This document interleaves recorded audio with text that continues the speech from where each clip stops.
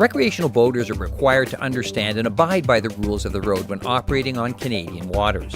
For many, this can be a confusing part of boating that can lead to collisions, personal injury, and even death. Knowing the right action to take when approaching another vessel is every operator's responsibility, and it's also the law. The rules of the road are ultimately determined by the International Collision Regulations and can apply in various ways depending on the size and type of a vessel and where it's operating. But in all situations, an operator must by law maintain a constant lookout at all times and to know the appropriate action to take in order to avoid a collision. When two or more powerboats are operating in close proximity and at risk of collision, each must be aware of which is the stand-on vessel and the give-way vessel. A stand-on vessel must maintain its course and speed so that its intentions are obvious to the other operator. A give-way vessel must take early and substantial action in order to avoid a collision by altering its speed, course, or both. These actions should be large enough to be obvious to the stand-on vessel.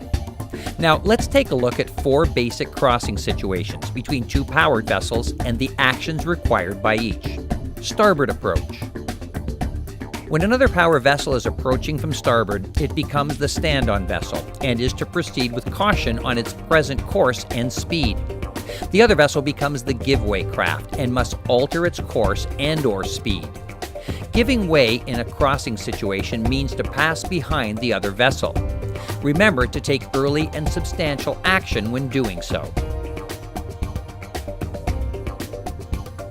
Port vessel.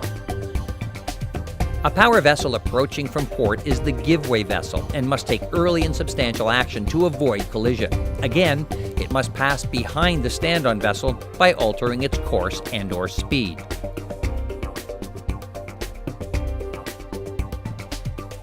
Head-on approach.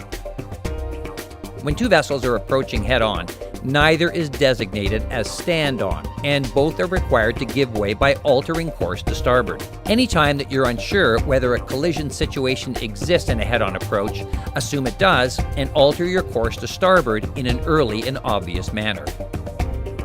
Overtaking. When overtaking another vessel from behind, you become the give-way vessel and must take early and substantial action to avoid collision. The vessel being overtaken must maintain its course and speed.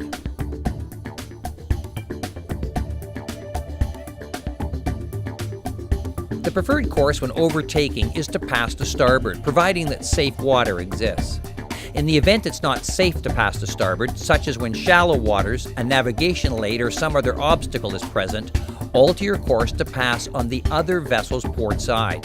If you're in doubt as to whether you're in an overtaking situation, assume you are and take the appropriate action to give way.